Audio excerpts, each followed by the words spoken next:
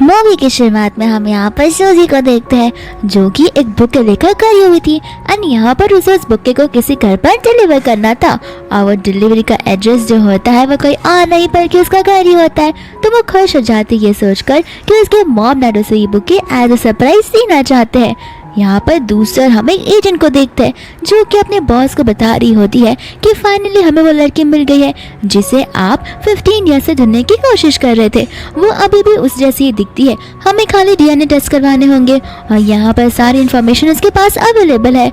फिर दूसरा हम यहाँ पर 3 भाइयों को देखते हैं। उनमें से एक उनका बॉस होता है जो उन्हें उस लड़की के बारे में बताने लगता है और वो लोग उसकी फैमिली के बारे में भी बात करते रहते हैं कि अगर वो जैंग फैमिली से बिलोंग करती है यानी कि उसके पास इनफ पैसा रहेगा, लेकिन हमें उसे अपनी आइडेंटिटी छुपा कर रखनी होगी क्योंकि वो बहुत टाइम से उनके साथ रह रही है। तो हमें नहीं पता कि क्या वो पैसों के पीछे भागी या फिर उसकी पर्सनैलिटी बहुत अच्छी है।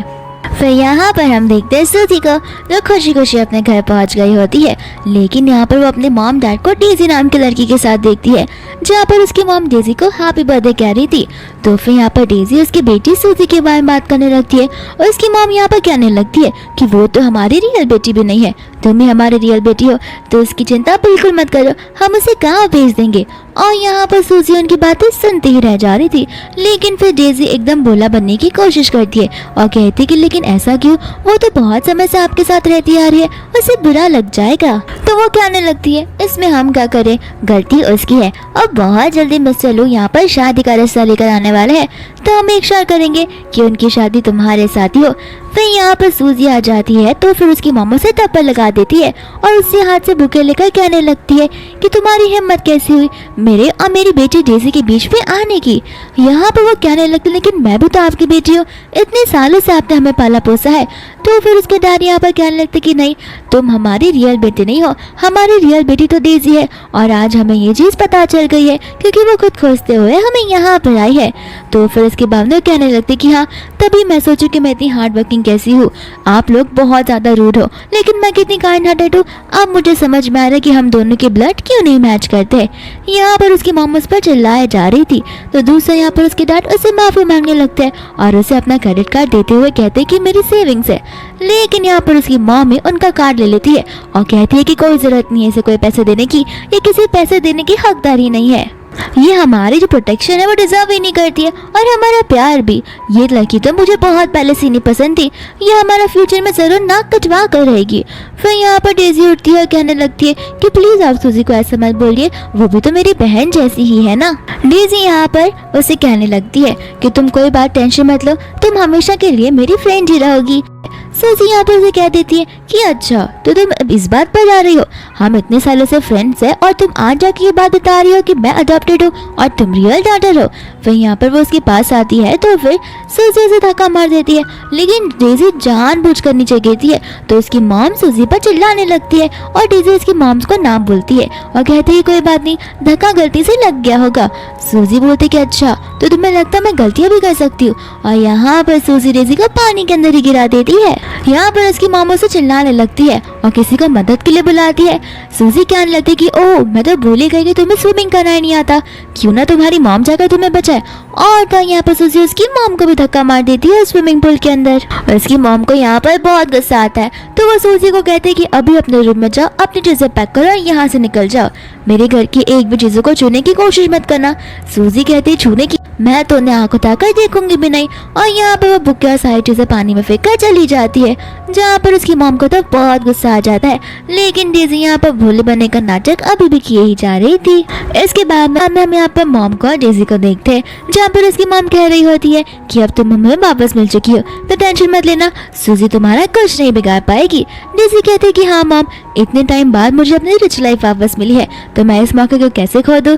और फिर यहाँ पर जैसे वो अपने रूम में जाती है उसे अपना बेड ही नहीं दिखता और हमें पता चलता है कि हमारी सूजी यहाँ से सारी की सारी कीमती चीजें लेकर भाग चुकी है। इसके बाद में यहाँ पर हम सूजी को देखते तो अपनी स्कूटी पर निकल करती है अपने रियल फैमिली के पास में। फिर यहाँ पर वो अपने ग्रैंडपा को देखती है, जहाँ पर वो उसे ग्रैंडपा कहकर पुकारती है और उससे ग्रैंडपा को याद आने लगता है कि डेजी ने लेकर बचपन से लेकर अब तक उसे एक बार भी ग्रैंडपा बोलकर नहीं पुकारा, क्योंकि उसे पता होता है कि वो उसकी रियल फैमिली नहीं होती। लेकिन यहाँ पर ग्रैंडपा ये ग्रैंडपा वाला शब्द सुनकर बहुत खुश हो जाते हैं और कहते कि चलो मैं तुम्हें कुछ बताता हूँ। सूजी कहने लगती है कि आप उस तरफ क्यों जा रहे हो, आपकी जो जमीन है वो तो इस तरफ है ना। तो बात ऐसे ग्रैंडपा कहने लगती कि हाँ इस तरफ है, उस तरफ है और उसके बाजू वाली भी जमीन है, हमारा जो पूरा इलाका है वो इससे भी ज्यादा बड़ा है।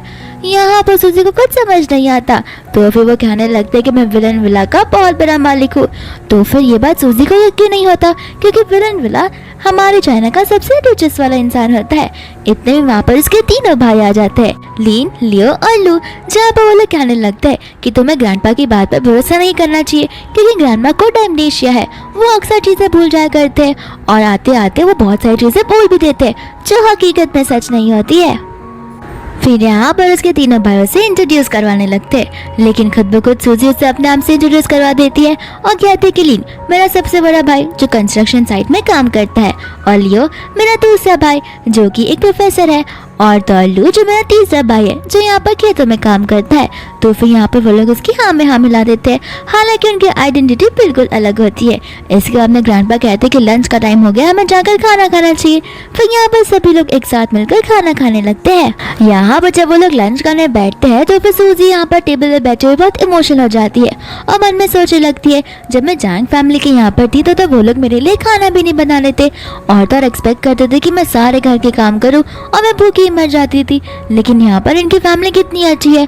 दूसरा ग्रैंडपा को लग रहा था कि शायद से सूजी को ये खाना पसंद नहीं आ रहा, क्योंकि इन खाने में सिर्फ और सिर्फ वेजिटेबल्स होते हैं। तो फिर वो सूजी से कहने लगते हैं कि क्यों तुम ये खाना क्यों नहीं खा रही हो, लगता है तुम्हें ये पसंद नहीं आ रहा है।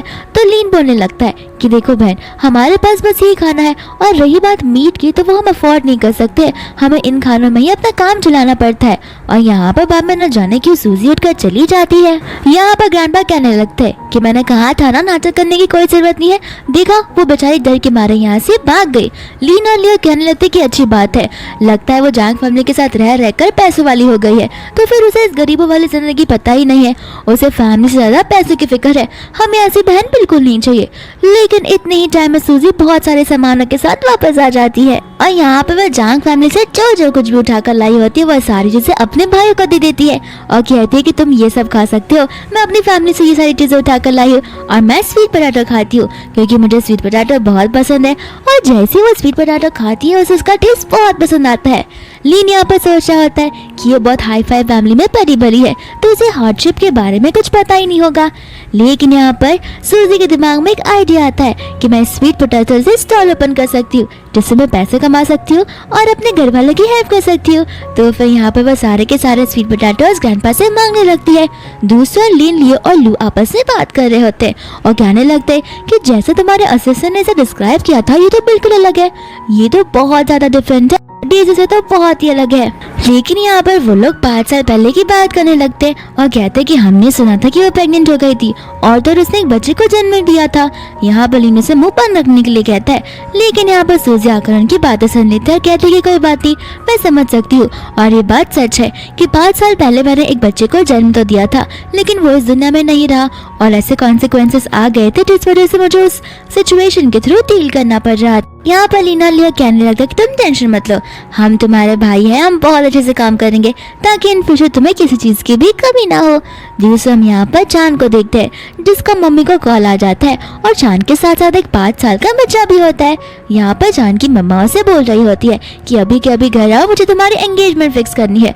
लेकिन यहाँ पर चांद साफ साफ मना कर देता है और कहता है कि अगर आपको लगता है मैं उस लड़की से शादी करने वाला हूँ तो आप भूल ही जाओ, क्योंकि मेरा शादी करने का किसी से कोई इरादा नहीं है। उसकी मम्मा से कहने लगती है कि खुद का मत सोचो लेकिन अपने बच्चे का तो सोचो, वो बेचारा बस 5 साल का ही है, वो स्कूल में जाएगा तो सब उसे चिढ़ाने लगेंगे कि उसकी मम्मा नहीं है। तुम चाहते हो वैसे लाइफ चाहिए, और हाँ अगर तुम उसकी मम्मा को नहीं ला सकते तो मैं अभी बता देती हूँ तुम्हारी मम्मी तुम्हारी लाइफ से गायब हो जाएगी। इतना बोलकर वो गुस्से में कॉल कट कर देती है। यहाँ पर जान अपने असिस्टेंट पूछता है जिसका मैंने तुम्हें पता लगाने के लिए कहा था, क्या तुमने उस लड़की का पता लगाया? असिस्टेंट कहता है कि नहीं, 5 साल पहले न जाने वो लड़की कहाँ पर गायब हो गई थी, उसका नाम और निशान सब कुछ मिट गया था। फिर बांधव से कहते हैं कि कुछ भी करो लेकिन उसे ढूंढ निकालो।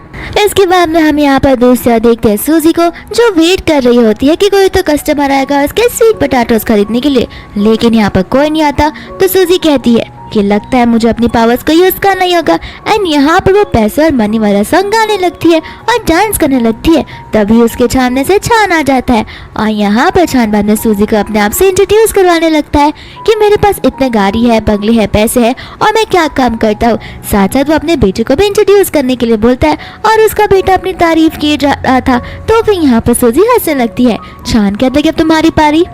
फिर सूजी अपने आप को इंट्रोड्यूस करवाने लगती है और कहती है कि मैं अभी भी फिलहाल कॉलेज स्टूडेंट हूँ, लेकिन बहुत जल्दी मैं ग्रेजुएट हो जाऊंगी और मैं डिलीवरी का काम करती हूँ और साथ साथ ही मेरा स्वीट पोटैटो का छोटा सा स्टॉल है और मैं मंथली कुछ 5,000 तक तो कमा लेती हूँ। ये सुनकर छान को अच्छा नहीं लगता और छान सीधा उसे 1 मिलियन का कार्ड दे देता है। यहाँ पर सूजी कहने लगती है कि 1 मिलियन, लेकिन मेरे जो स्वीट पोटैटो है वो खाली 20 रुपीज़ के 1 है। 1 मिलियन वाले स्वीट पोटैटो मैं कहाँ से लेकर आऊंगी? मुझे तो मेरे ग्रैंडपा को बुलाना पड़ेगा और अगर मैंने ग्रैंडपा को बुला भी दिया तो मुझे नहीं लगता कि हमारे पास इतने सारे स्वीट पोटैटोज हो सकते हैं। यहाँ पर छान से कहने लगता है कि मैं ये 1 मिलियन तुम्हें स्वीट पोटैटोज के लिए नहीं दे रहा, तुम्हें फिलहाल कॉल आएगा जहाँ पे तुम्हें मेरी वाइफ बनने की एक्टिंग करनी है कल के दिन और मेरी मॉम का बर्थडे है। अगर तुमने अच्छे से एक्टिंग की तो मैं ये पैसा डबल कर दूंगा। यहाँ पर सूजी कह देती है कि जो तुम समझ रहे मैं वो नहीं हूँ और तुमने गलत इंसान को चुन लिया है। तो फिर वो वहाँ से जाने लगता है। सूजी भी उसका कार्ड उसे वापस दे देती है। यहाँ पर छान सोचने लगता है कि आखिर वो कौन लड़की थी जिससे उससे कॉल लगाया था। दूसरा हम यहाँ पर डेजी को देखते हैं जो एकदम फैंसी से कार से बाहर आती है और रैनन उसे पहचानती नहीं और जाती वो उसे स्वीट पोटैटोज बेचने लगती है। लेकिन यहाँ पर डेजी उसे पहचान जाती है। अब सूजी उसे पहचानती नहीं है और तो डेजी उसे पहचान जाती है। दूसरा सूजी जाकर उसे उसका स्वीट पोटैटो सेल करने लगती है और यहाँ पर डेजी उसे देखकर हंसने लगती है। फिर अपने चश्मे निकालती है जहाँ पर सूजी उसे पहचान जाती है और डेजी कहती है मुझे लगा ही था कि तुम इसी फैमिली में बिलोंग करती हो, क्योंकि ये फैमिली ज्यादा से ज्यादा क्या ही काम कर सकती है और कितना ही कमा सकती है, लेकिन मुझे देखो मैं अपनी लाइफ कितनी आराम से जी रही हूँ और कितने अच्छे से जी रही हूँ। तुम्हें पता भी है कि मेरी शादी कहाँ पर होने वाली है, इतने बड़े घराने में जो तुमने सोचा भी नहीं होगा। फिर यहाँ पर सूजी से कहने लगती है कि तुम्हारे दांतों में लिपस्टिक लगी है और यहाँ पर डेजी देखती है तो उसके दांतों में कुछ नहीं लगाता और उसे गुस्सा आता है क्योंकि सूजी उसके साथ मजाक कर रही होती है। तो गुस्से में आकर वो उसे मारने वाली थी, लेकिन यहाँ पर लीन आ जाता है जिसका हाथ पकड़ लेता है और कहता है कि तुम घर से क्या निकल गए, तुम लोगों को मारने भी लगी हो। डेजी यहाँ पर कहने लगती है कि सूजी की गलती थी, लेकिन यहाँ पर लीन से कह देता है कि देख लो मेरी बहन पर झूठा इल्जाम लगाना बंद कर दो, मैं तुम्हारी एक भी बातों पर विश्वास नहीं करने वाला। ग्रैंडपा भी यहाँ पर आ जाते हैं जो उसे वहाँ से जाने के लिए कहते हैं। तो डेजी कहने लगती है कि मैं तुम लोगों के कहने पर यहाँ से क्यों जाऊँ, यहाँ पर मैं अपने हस्बैंड को ढूंढने के लिए आई हूँ, तो प्लीज मुझे यहाँ पर डिस्टर्ब मत करो। सूजी कह देती कि ठीक है अपने हस्बैंड को ढूंढ लेना, लेकिन तुमने मेरे ये स्वीट पोटैटोस को खराब किया है तो सबसे पहले इनके पैसे निकालो। डेजी यहाँ पर कहती है कि तुम इन चिंदी से स्वीट पोटैटो के लिए मुझसे पैसे ले रही हो, लगता है तुम्हारी लाइफ इसमें ही कटने वाली है। तुम्हें पता है बचपन से लेकर अब तक मैंने यही खाया है, यहाँ तक कि स्कूल के टिफिन में भी मुझे यही मिलता था, लेकिन मैं वो खाती नहीं थी बल्कि पिग्स को खिला देती थी। उसके भाई को गुस्सा आता है जो कहने लगता है तुम्हें अंदाजा भी है तुम क्या बोल रही हो, इस स्वीट पोटैटो की बुनियाद पर ही हमारे ग्रैंडपा ने तुम्हें इतना पाला पोसा है। लेकिन यहाँ पर सूजी उन चीजों का कुछ वैल्यू नहीं करती। दूसरा यहाँ पर छान का बेटा बोलने लगता है कि क्या सच में ये आपकी वाइफ बनने वाली है, मुझे ये आंटी तो बिल्कुल भी पसंद नहीं है। और यहाँ पर छान खड़े होकर उन सबकी बातें सुन रहा था और देख रहा था। सूजी कहने लगती कि ठीक है, डेजी बोलने लगती कि ठीक है तुम्हें पैसे ही चाहिए ना तो ये लो सारे पैसे। और यहाँ पर वो वर्कर से कह देती है कि अभी के अभी इनका स्टॉल यहाँ से फेंक दो और ये सारे पैसे ले लो। और यहाँ पर सभी वर्कर्स आ भी जाते हैं। दूसरा यहाँ पर छान का बेटा उसके ऊपर पत्थर फेंक कर मारता है और चिल्लाकर कहती है कि तुम कितने नालायक बच्चे हो, तुम्हें पता भी है कि मेरा ड्रेस कितना एक्सपेंसिव है। और यहाँ पर अपने ड्रेस के बारे में बताने लगती है। फिर छान सामने से आ जाता है कि कहता है कि तुम्हें जरा सा भी मैनर्स नहीं है, तुम एक छोटे से बच्चे पर चिल्ला रही हो। एंड यहाँ वो कहने लगती है कि रुक जाओ एक बार मुझे मेरे हस्बैंड को ढूंढने दो फिर मैं तुम सबको बताती हूँ। और डेजी वहाँ से चली जाती है। यहाँ पर उसका बेटा छान से कहने लगता है कि डैड प्लीज आप ऐसी औरत से बिल्कुल शादी मत करना, मुझे वो स्वीट पोटैटो वाली मम्मा चाहिए, मुझे इतनी एरोगेंट और रूड मम्मा बिल्कुल भी नहीं चाहिए, मैं आपके साथ ही रहना छोड़ दूंगा। दूसरा यहाँ पर सूजी बेचारी सारे के सारे स्वीट पोटैटोज उचार रही होती है। लीनो से कहता है कि प्लीज ऐसा मत करो, वो सब खराब हो चुके हैं, लेकिन सूजी कहती है कि नहीं ये सब मेरी वजह से हो रहा है और ये स्वीट पोटैटोज बहुत ज्यादा वैल्यूएबल है तो मैं इन्हें ऐसे खराब नहीं होने दे सकती। और उसे कैंपर से समझाने लगते कि देखो बेटा जाने दो, हम इन पैसों से ज्यादा अपनी फैमिली के बॉन्ड को मैटर करते हैं जो तुम समझ जाओगी, लेकिन फिलहाल इन्हें यहीं पर छोड़ दो, तुम्हारे हाथ पैर सब कुछ गंदे हो रहे हैं। इतना बोलकर वो वहाँ से चले जाते हैं। सूजी यहाँ पर सोचने लगती है कि एक बार मैं ज़्यादा पैसे ऑन कर लूँ, फिर मैं इस डेजी को बताती हूँ।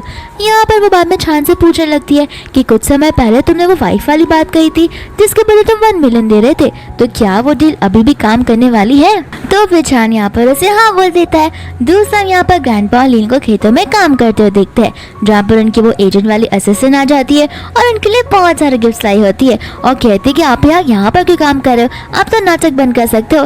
लेकिन लीन बोलता है कि नहीं, ये लाइफ तो थोड़ी गुजारनी ही पड़ेगी। और उसकी असिस्टेंट बताने लगती है कि ये सारे गिफ्ट जो है वो तो फीन के फैमिली ने बनाए हैं, वो तो फीन के फैमिली, वो तो मिस्टर फैंग वाली, वो तो मिस्टर शानशाई वाली फैमिली ने भिजवाए हैं। वो कहने लगता है कि अच्छा, तो लगता है मिस्टर शानशाई वाली फैमिली हमसे कॉपरेशन करना चाहती है, तो जाके उनसे कह दो कि अगर हमसे कॉपरेशन करना है तो सबसे पहले जैंग फैमिली के साथ में, तो फिर सबसे पहले जैंग फैमिली के साथ में कॉपरेशन तोड़ना होगा, उसके बाद ये सारी चीज़ें पॉसिबल है।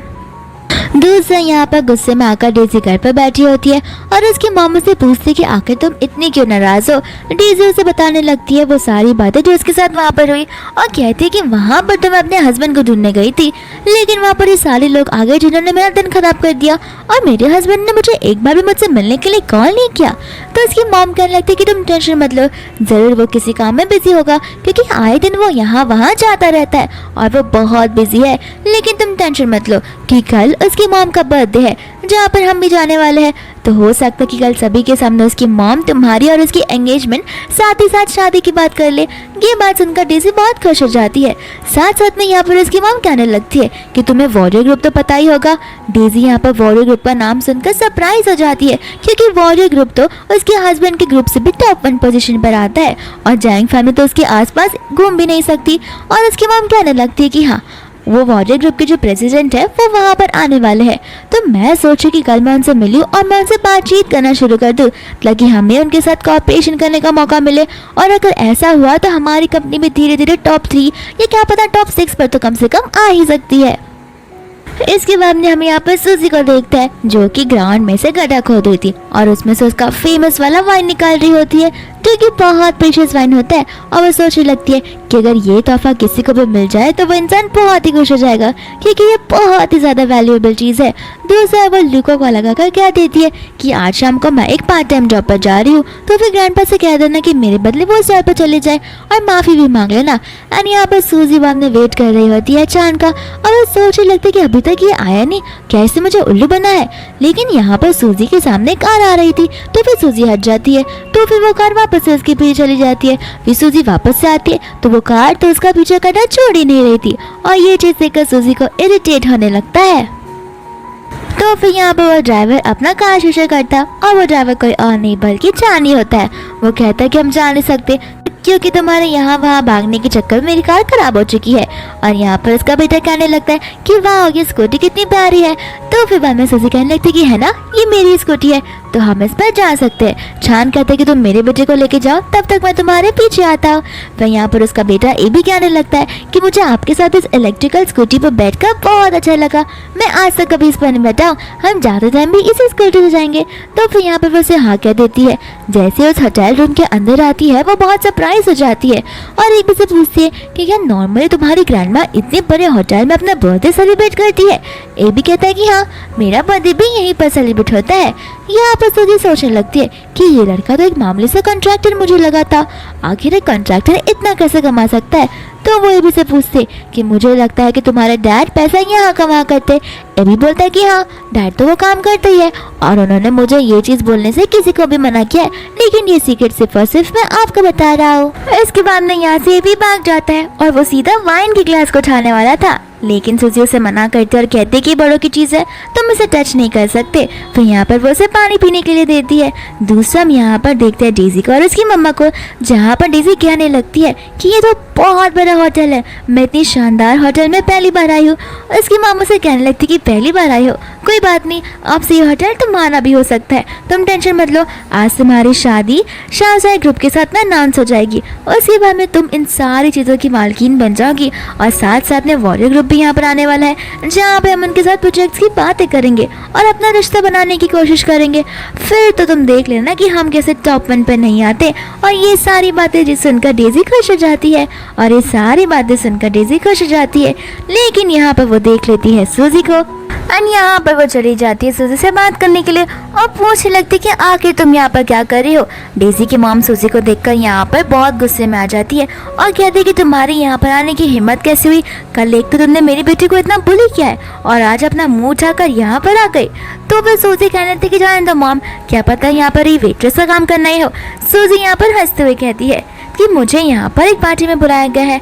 डेजी यहाँ पर बोलती है कि जाने दो मॉम, क्या पता यहाँ पर ये वेट्रेस का काम करना ही हो। सूजी कहते हैं कि इसमें रोने वाली कौन सी बात है, मैं यहाँ पर इनवाइटेड की गई हूँ। तो फिर मैं डेजी बोलती है कि हाँ, वेट्रेस को तो हर कोई इनवाइट करता है। और उसकी मॉम यहाँ पर सूजी पर चिल्लाने लगती है, जहाँ पर वो उस बच्चे को लेकर भी उल्टा सीधा बोलती है। तो सूजी उसे ऐसा करने से मना कर देती है और वो एबी के कानों को बंद कर देती है ताकि एबी के कानों में वो सारे नेगेटिव थॉट्स ना जाए। फिर यहाँ पर एबी उन्हें कह देता है कि आज मेरी ग्रैंडमा की बर्थडे पार्टी है। यहाँ पर डेजी हंसते हुए बोलती है कि लगता है इसकी ग्रैंडमा का भी आज बर्थडे है। तो फिर यहाँ पर वो शाशा ग्रुप के बारे में बात करती है और वो कहता है कि हाँ, मैं शाशा ग्रुप का यंग मास्टर हूँ। डेजी यहाँ पर हंसते हुए कहती है कि सूजी, लगता है तुम अपने साथ बच्चों को लेती हो तो उन्हें झूठ बोलना भी सिखा रही हो। ये बच्चा बिल्कुल भोला था, लेकिन तुमसे मिलने के बाद देखो ये कितना ज्यादा झूठ बोलने लगा है। सूजी यहाँ पर एबी से कहती है कि अच्छा चलो बताओ, अगर तुम उसके यंग मास्टर हो तुम्हें पता होगा कि मैं तुम्हारी स्टेप मॉम होने वाली हूँ। यहाँ पर एबी कहते थे कि हाँ, ऐसा आपको लगता है, लेकिन आप मेरी स्टेप मॉम, रियल मॉम कुछ भी नहीं बन सकती और मैं ऐसा होने बिल्कुल भी नहीं दूंगा। फिर यहाँ पर डेजी सूजी से कहती है कि चलो तुम यहाँ पर बर्थडे के लिए आए हो ना, तो गिफ्ट निकालो। सूजी कहती है कि गिफ्ट्स मैं तुम्हें क्यों दूं, तुम्हारा बर्थडे थोड़ी ना है। डेजी बोलती गिफ्ट गिफ्ट होता है और बर्थडे बर्थडे होता है, तुम अपना गिफ्ट दिखा दोगी तो छोटी थोड़ी ना हो जाओगी। ओ हाँ, मुझे अभी याद आ रहा है कि तुम इतना लग्जरियस गिफ्ट कैसे खरीद सकती हो। क्या तुम यहाँ पर अपने स्वीट पोटैटो सेल्फ तो करने नहीं आई हो। सूजी कहती है कि मैं यहाँ पर कुछ भी करने आऊँ, इससे तुम्हें क्या मतलब है। फिर यहाँ पर डेजी मैनेजर को ढूंढने लगती है और मैनेजर यहाँ पर आकर डेजी को और उसकी मॉम को ग्रीट करने लगता है। डेजी यहाँ पर मैनेजर से कहने लगती है कि आपको तो पता ही होगा ये बर्थडे पार्टी कितनी ज्यादा वैल्यूएबल है और यहाँ पर ये गांव वाले लोग कैसे आ सकते हैं। मैं आपसे कह रही हूँ कि इतने अमीरों की पार्टी देखकर गरीब लोग यहाँ पर आ जाते हैं, जहाँ पर वो चीजें उल्टी सीधी करने लगते हैं। और तुम देख रहे हो इसके पास में कौन सा सामान है, ये सामान में पॉइजन भी मिलाया हो सकता है। सूजी कहते कि ठीक है, अगर तुम्हें लगता है कि इसमें पॉइजन मिला है तो मैनेजर तुम जाके इसे चेक कर सकते हो। और वो सामान वो मैनेजर को दे देती है। यहाँ पर बाद में उसकी मॉम से कहने लगती है कि तुम्हें पता है इतने बड़े बड़े पार्टीज के रूल्स क्या होते हैं कि तुम्हारा गिफ्ट 1 मिलियन से कम का नहीं होना चाहिए। सूजी को यहाँ पर 1 मिलियन सुनते ही बहुत बड़ा सा शॉक लग जाता है। सूजी फिर यहाँ पर एबीसी कहने लगती है कि मुझे नहीं लगता कि मेरा गिफ्ट 2000 से भी ऊपर का होगा, तो क्या पता वो लोग हमें यहाँ से निकाल दे और फाइन पे करने के लिए बोले। एबी कहता है कि मम्मा आप टेंशन मत लो, आप गिफ्ट कोई भी होने दो, आपको कोई कुछ नहीं कर सकता। मैं अभी डैड को कॉल कर उन्हें यहाँ पे बुलाता हूँ और डैड यहाँ के बॉस को जानते हैं, तो फिर हमें कोई फाइन पे करने के लिए कह भी नहीं सकता और कोई हमें यहाँ से बाहर निकाल भी नहीं सकता। इतना बोलकर वो वहाँ से चला जाता है। फिर यहाँ पर डेजी की मामा से देखकर कहने लगती है कि इस छोटे बच्चे को देख रहे हो, नाटक तो ऐसे कर रहा है जैसे बहुत ही रिच फैमिली का बेटा हो। यहाँ पर सूजी अपने स्टेप मॉम को कहने लगती है कि अब मुझे कुछ भी बोलो, लेकिन मेरे बेटे एबी पर एक उंगली भी मत उठाओ। यहाँ पर डेजी कहती है कि अच्छा, एक दिन भी नहीं हुआ होगा तुम्हें उसकी माँ बने हुए और अचानक से ये बेटा कहाँ से प्रकट आ गया। मैं तुम्हें अभी कह रही हूँ कि अभी के अभी यहाँ से निकल जाओ, वरना मैनेजर आ जाएगा, तुम्हें बेइज्जती करते हुए बाहर निकालेगा। और इतने में वहाँ पर मैनेजर आ जाता है, जहाँ पर सूजी मन में सोचने लगती है कि अब वो क्या करे, क्योंकि उसका गिफ्ट तो बहुत सस्ता है। तो फिर क्या पता ये लोग यहाँ पर मेरे ग्रैंडपा और मेरे सारे भाइयों को बुला दे। मैं यहाँ पर मेरे भाई को कोई तकलीफ में नहीं डाल सकती। लेकिन यहाँ पर मैनेजर उससे अंदर आने के लिए कहता है। ये बात सुनकर डेजी की मॉम शॉक हो जाती है और मैनेजर उन्हें बताने लगता है कि मैडम के पास जो गिफ्ट है वो 100 मिलियन से भी ज्यादा वर्थ का है, इसलिए वो पार्टी में आ सकती है। ये बात सुनकर तो उसकी मॉम और डेजी दोनों के दोनों ही शॉक हो जाते हैं, लेकिन इसके साथ साथ तो सूजी भी शॉक हो जाती है। तो फिर डेजी यहाँ पर पूछने लगती है कि आपको पता भी आप क्या कह रहे हो, ये नॉर्मल से स्वीट पोटैटो और वाइन्स है। मैनेजर कहते हैं कि हाँ, ये बहुत ज्यादा प्रीशियस है और बहुत अनअवेलेबल होते हैं। इनकी अनअवेलेबिलिटी की वजह से हमें इन्हें प्रीशियस माना जाता है और ये बहुत कॉस्टली होते हैं। यहाँ तक कि सूजी भी ये सारी बातों को सुनकर शॉक हो जाती है और उसे ये सारी नई चीजें अभी अभी पता चलती है। लेकिन यहाँ पर मैनेजर सूजी का पहचान जाता है, तो फिर वो उसे मैसेज करके बुलाने लगता है। सूजी यहाँ पर मैनेजर के ऊपर खुश हो जाती है और कहती है कि एंड ऑफ द डे में मैं तुम्हारे इस होटल को 5 स्टार दूंगी और 100 वर्ड्स लिखूंगी जिसमें सिर्फ और सिर्फ तुम्हारी और होटल की तारीफ करती रहूंगी। मैनेजर यहाँ पर मन में सोचने लगता है कि ये मैडम लगता है अपनी आइडेंटिटी छुपा रही है और उन्होंने इतने गिफ्ट को एकदम मामूली रैप किया है। इसलिए इन सबको लग रहा है कि ये गिफ्ट उतना वर्थ नहीं है, लेकिन मैं मैडम का और इस गिफ्ट का वर्थ बहुत अच्छे से जानता हूँ। और यहाँ पर वो मैनेजर खुश हो जाता है और उसे इनवाइट करते हुए वहाँ से चला जाता है। यहाँ पर तो डेजी की जो सेल्फ रिस्पेक्ट है उससे बहुत हर्ट हो जाता है, क्योंकि उसे यकीन नहीं हो पाता कि उसके सामने उसकी अडॉप्टिव सिस्टर है जो कि इस पार्टी में आ सकती है। तो फिर यहाँ पर उसे गुस्सा आता है और वो गार्ड्स को बताने लगती है। फिर वो सभी गार्ड से कहने लगती है कि मैं इस फैमिली की होने वाली नई बहू बनने वाली हूँ, तो अगर तुम्हें मुझसे कुछ डर नहीं है तो ही कुछ करना, वरना इसे अभी के अभी यहाँ से बाहर निकल कर लेकर चले जाओ। लेकिन इतने में वहाँ पर जान आ जाता है और चिल्लाकर बोलने लगता है, कौन है वो जो इस फैमिली की बहू को होने के लिए टच कर रहा है, मैं उसे बिल्कुल भी नहीं छोड़ूंगा। फिर यहाँ पर एबी यानी कि उसका बेटा उसके पास चला जाता है। यहाँ पर तो सूजी कहने लगती है कि तुम्हें यहाँ आने की जरूरत तो थी, लेकिन इतना देरी से क्यों आए हो। जिससे यहाँ पर डेजी उसे बोलने लगती है कि तब मैं सोचूं कि तुम्हारा बेटा इतना झूठ कहाँ से बोलता है, जब उसका डैडी इतना झूठ बोल सकता है तो बेटे को तो आदत होगी ही। यहाँ पर उसकी मॉम डेजी को चुप रहने के लिए कहती है, लेकिन डेजी तो यहाँ पर उन तीनों की बुराइयां किए ही जा रही थी।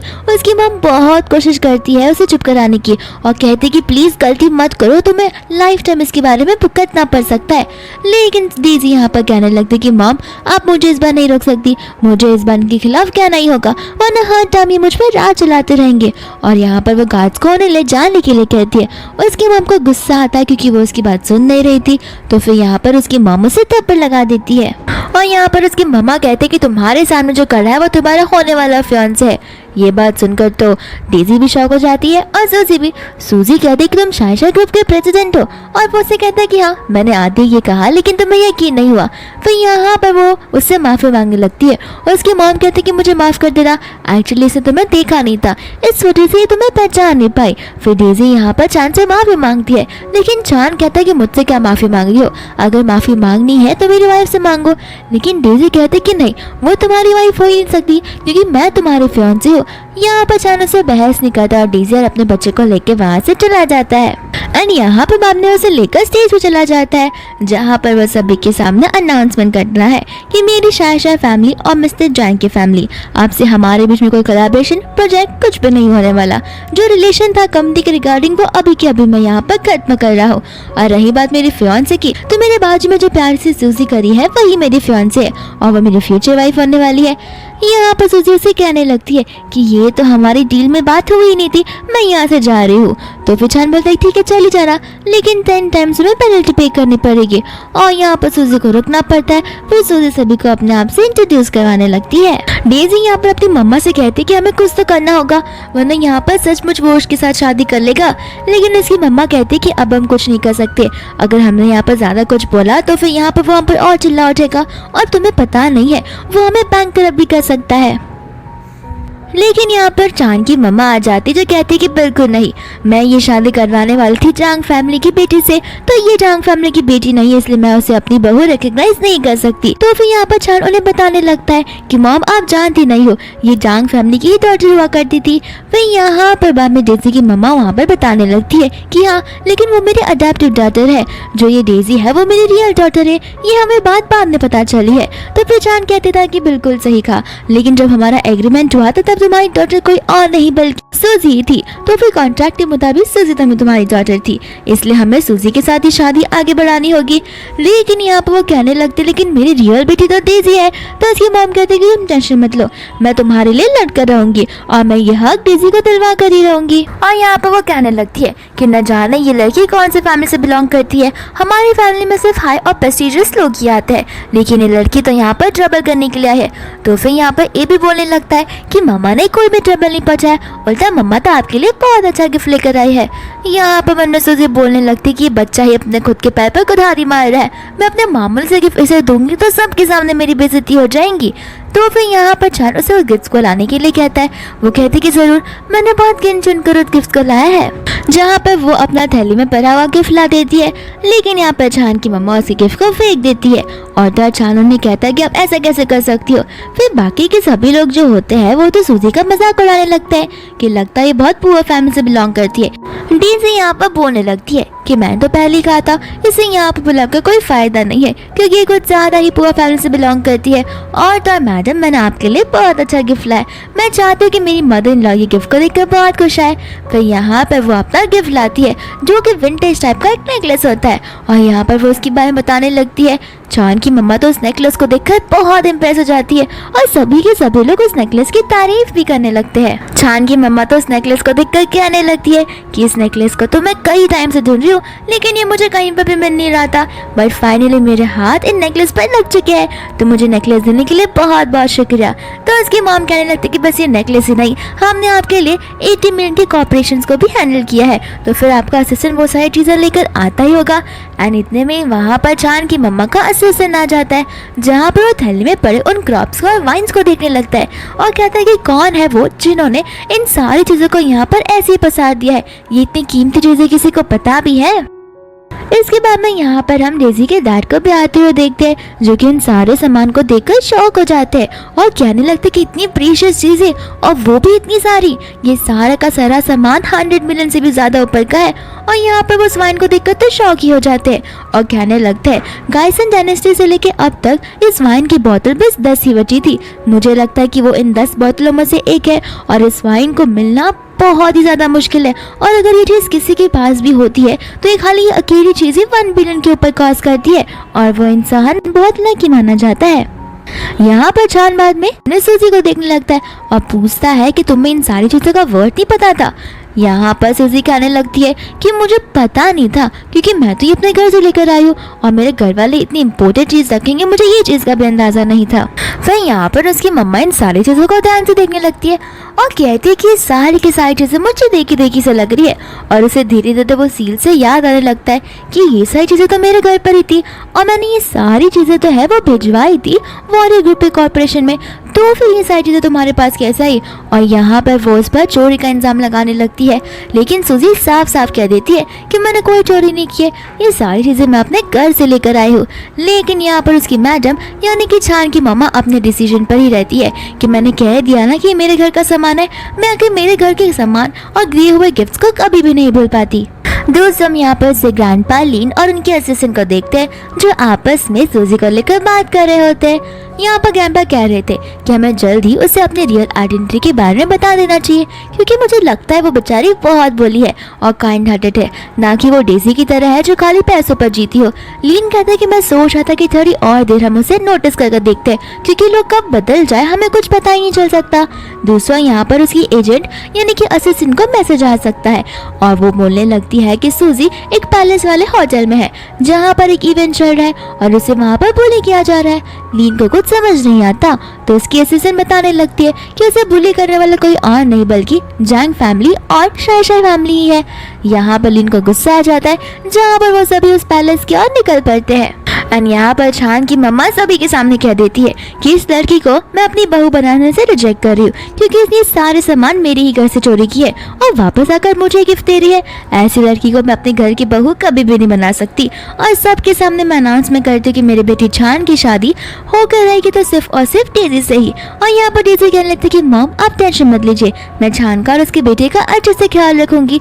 दूसरा यहाँ पर ये भी बोलने लगता है कि ग्रैंडमा लगता है आपको मेरी बिल्कुल भी फिक्र नहीं है, मुझे ऐसी मम्मा बिल्कुल भी नहीं चाहिए। यहाँ तक तो ये भी कह देता है कि थोड़ा टाइम पहले जब हम एंट्रेंस यहाँ पर थे तो फिर ये आंटी ने मुझे धमकी दिया था कि मेरे पैर तोड़कर रख देगी और मुझे कभी भी नहीं चलने देंगी।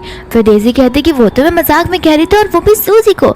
तो फिर साथ साथ चान अपनी मॉम से कहने लगता है कि जरा अपनी थोड़ी सी आँख खोल कर देखिए कि लड़की बिल्कुल भी अच्छी नहीं है, ये बहुत ही ज्यादा डोमिनेटिंग है। तो फिर सूजी पर भी यहाँ पर उसका साथ देने लगती है और उसकी मॉम सूजी से कहती है कि आखिर तुम कौन होती हो हमारे फैमिली मैटर के बीच में बोलने वाली, हमारी फैमिली का तो बैकग्राउंड ही अलग है, आखिर तुम क्या करती हो, तुम्हारी फैमिली क्या करती है। तो फिर यहाँ पर डेजी उसकी फैमिली और उसके बारे में बताने लगती है कि मैं और सूजी क्लासमेट्स रहे और सूजी अक्सर डिलीवरी का काम क्या करती है, और अगर उसकी फैमिली के बारे में बताओ तो वो सारे के सारे फार्मर्स का काम करते हैं, यानी कि उनकी मंथली इनकम तो हमारे एनुअल इनकम जितनी भी नहीं हो सकती। एंड दूसरा हम यहाँ पर लीन को देखते हैं जो असिस्टेंट के साथ में आ जाता है। वह यहाँ पर चांद सभी के सामने अनाउंस करने लगता है कि कि भले मेरी लड़की सूजी एक बहुत अलग बैकग्राउंड से बिलोंग करती है, लेकिन मतलब ये तो नहीं कि आप लोग उसे उसकी बेसिस पर जज करेंगे, क्योंकि लोग होते हैं जो बहुत अच्छे बैकग्राउंड से आते हैं लेकिन उनकी पर्सनालिटी बहुत गंदी होती है।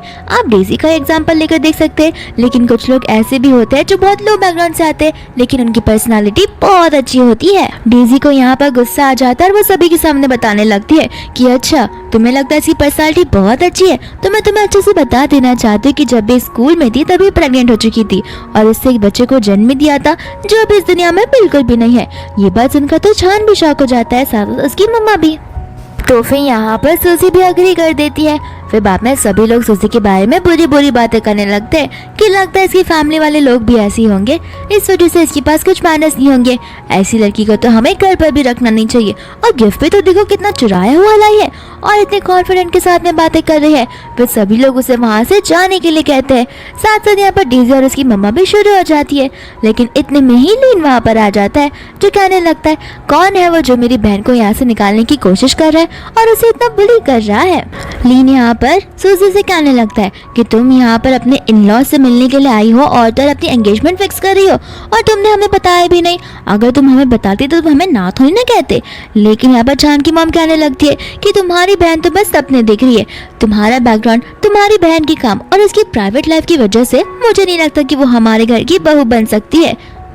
लीन यहाँ पर कहने लगता है कि अच्छा तो आप हमें हमारे बैकग्राउंड से जज कर रही हो, लेकिन आपको नहीं लगता बैकग्राउंड कुछ भी हो बट आपने कुछ ज्यादा ही ओवर कर दिया हो मेरी बहन को बुली कर कर।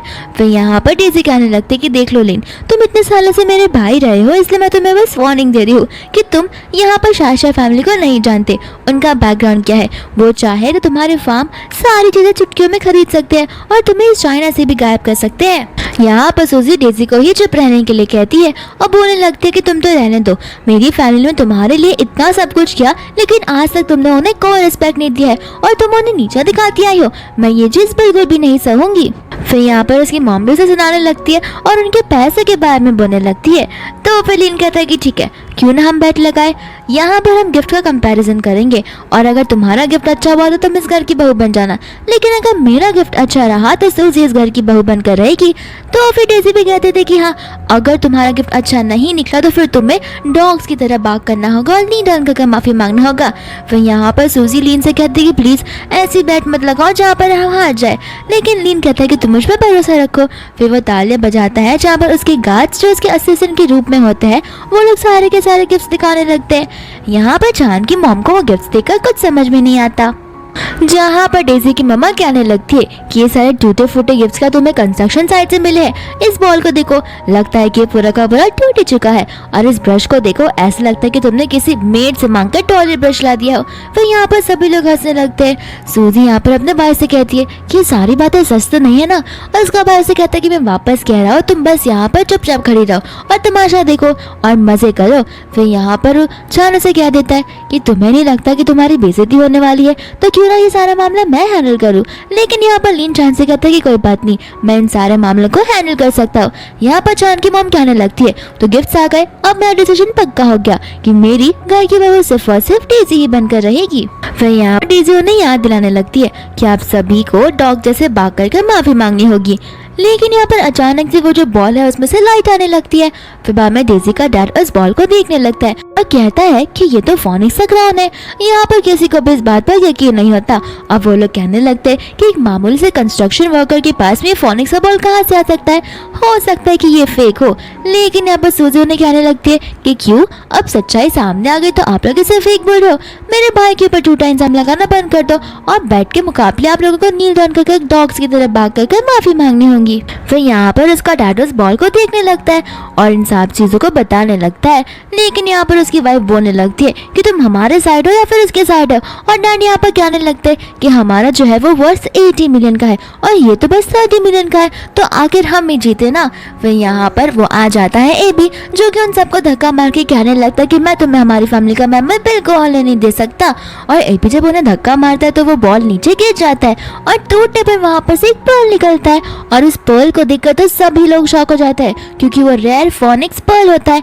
यहाँ पर सूजी को उस पर्ल के बारे में नहीं पता होता, तो सभी लोग आपस में बात करने लगते हैं, जहाँ पर वो लोग कहते हैं कि ये है एक फोनिक्स बल, और फोनिक्स बल सिर्फ वही ओन कर सकता है जिसके पास सुपर पावर्स हो, और कोई भी नहीं इस पूरी दुनिया में खाली एक ही लोग होता है जिसके पास ये बल हो। यहाँ पर एक एक करके उसका डैड उसकी सारी चीजें देखने लगता है, जहाँ पर उन्हें समझ आ जाता है कि इन लोगों को लग रहा था कि ये बहुत मामूली चीज है, लेकिन ये चीजें जो है वो बहुत ही ज्यादा रह रहा है। फिर यहाँ पर सूजी उन सबको कहने लगती कि क्यों, अब बेड के मुताबिक तो हम जीत गए, लेकिन यहाँ पर डेजी कह देती है कि किसने कहा कि ये सारा चीजें तुम्हारा है, हो सकता है कि तुम्हारा भाई इन चीजों को चोरी कर लाए हो, हम तुम पर कैसे विश्वास कर ले कि ये सारी चीजें तुम ओन करते हो। यहाँ पर चान की मम गुस्सा आ जाती है और कहने लगती कि सबसे पहले तुम्हारी बहन ने ये सारी चीजें चुराई मेरे घर से ही और मुझे आगे गिफ्ट तौर पर दी, और अब तुम उसका भाई जो ये चीजें चुरा कर यहाँ पर लाया है, तभी मैं सोचू कि ये सारी चोरी वाली चीजें तुम्हारे खून में ही हो सकती है। यहाँ पर वो उसे कहने लगता कि नहीं, ये सारी चीजों को मैं ओन करता हूँ, लेकिन यहाँ पर डेजी की डैड उसे कहने लगते हैं कि ये चीजें सिर्फ एक ही पर्सन ओन कर सकता है, और वो है वॉरियर ग्रुप का प्रेसिडेंट। इसके अलावा यहाँ पर कोई भी नहीं है जो इस चीज को फर्दर कर सकता है। तो फिर यहाँ पर इतने में असिस्टेंट आकर कहने लगता है कि यहाँ पर वॉरियर ग्रुप के प्रेसिडेंट आने वाले हैं। उनका असिस्टेंट अभी के अभी यहाँ पर अराइव हो चुका है, जो बहुत ही गुस्से में आगे बढ़ रहा है। फिर चान की मम्मा कहने लगती है कि अच्छा हुआ वो खुद ब खुद ही यहाँ पर आ गए, अब तुम उनसे माफी मांग लो ना, क्या पता शायद से वो तुम्हें माफ कर दे, लेकिन क्या पता कि वो तुम्हें हमेशा के लिए जेल में डाल दे।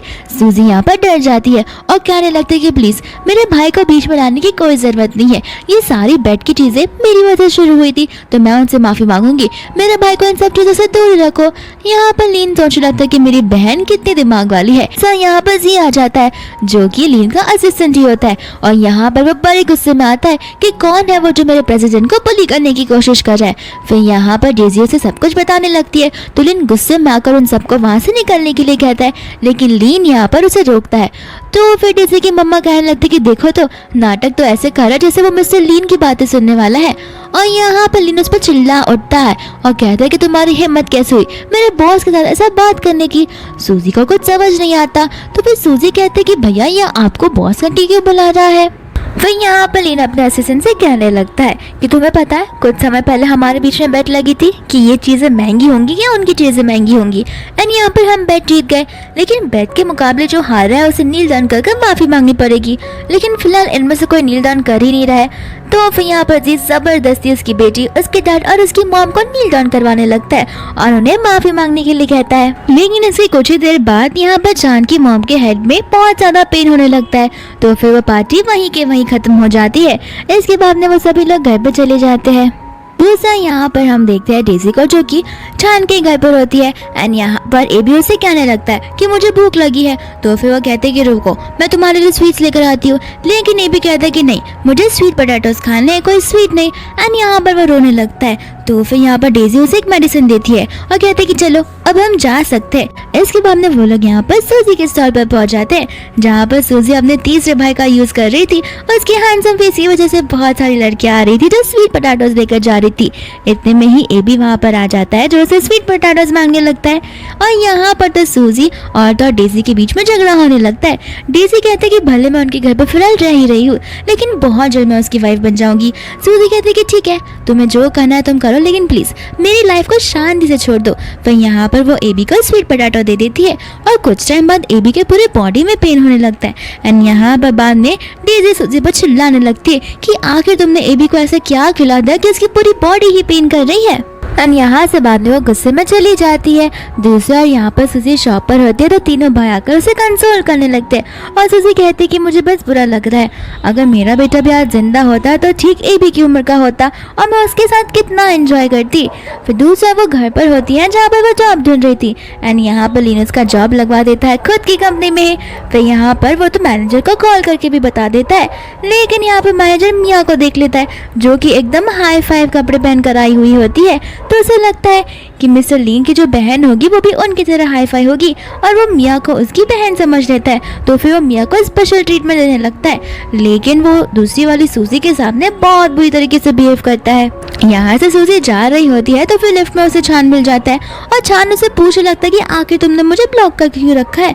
फिर हमें पास का सीन दिखाया जाता है जहाँ पर छान और उसका असिस्टेंट फिगर आउट करने की कोशिश कर रहे थे कि आखिर सूजी ने उसे क्यों ब्लॉक किया, और तो और उसका कॉल भी नहीं पिक करी, और जब भी कॉल करो तो वहाँ से भी ब्लॉक कर देती है। इसके बाद में वो यहाँ पर ऑफिस में आती है तो फिर उसे उसके फाइल्स नहीं मिल रहे होते और उसके फाइल्स किसी और ने नहीं बल्कि यहाँ नहीं चुराए होते। एंड यहाँ पर उन दोनों में बहुत झगड़ा होने लगता है। फिर यहाँ पर चान और उसकी मम्मा भी आ जाती है, लेकिन इतना ही नहीं, वहाँ पर उसके तीनों भाई अपने प्रॉपर सूट में आ जाते हैं, जहाँ पर उनके तीनों भाई अपनी आइडेंटिटी रिवील भी कर देते हैं। सूजी को बुरा तो लगता है लेकिन उसे प्राउड फील होता है अपने भाइयों पर। फिर उसका सेकंड भाई जो होता है वो बहुत बड़ा हैकर था, तो फिर यहाँ पर वो कैमरास को हैक कर देता है और मिया को बता देता है कि देखो तुम ही हो जितने सारे के सारे प्रोजेक्ट्स कॉपी किए थे और तुम मेरी बहन पर ही इल्जाम लगाने चली थी। इतनी ही देर में हम वहाँ पर डेजी को आते हुए देखते हैं, तो फिर मिया सारा का सारा इल्जाम डेजी पर लगा देती है और कहती है कि यही वो लड़की जिसने मुझे ये सब करने के लिए कहा था। डेजी कहती है कि मुझ पर झूठा इल्जाम लगाना बंद कर दो, लेकिन मिया यहाँ पर उन सभी को प्रूफ बताने लगती है।